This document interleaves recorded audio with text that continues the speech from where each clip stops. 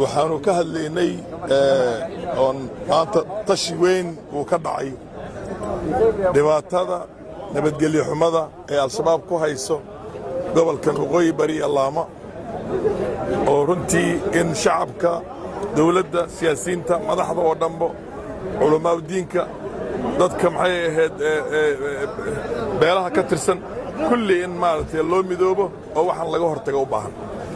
waddankiina si xun bay u soo galeen inaan ka hortagno oo arrintaas ay la tirtiro aynu ka wada hadalnay maxaa dhay waa murtaziqiin waa dad aan diin haysanin waa dad arrimo kale oo siyaasad kale iyo nooc kale ma aragtay ku shaqeynhayo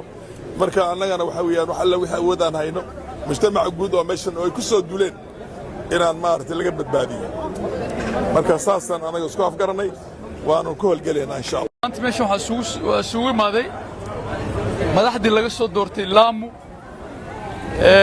Mandera Garis iyo Wajeer MPyaal senatayaal women rep iyo governorska Lamu oo safarsan baa ka maqnaa asan wuxuu soo diray gabar la yiraahdo Ruwayda oo ah MPga Lamu East speakergiis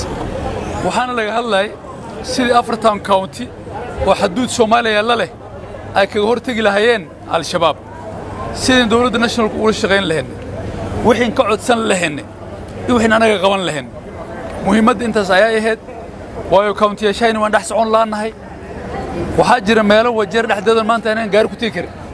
Mandera waa si daran tahay wixii jira ogsoontiin Garis dhibaa ka jira Lamu maalin dad baa lagu laayaa marka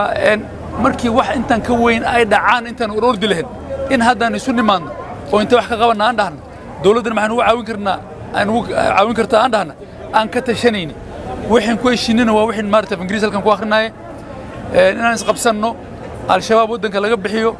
lala shaqeeyo dawladda haddii kale wax horumar oo dhacaya ma jirto aan istus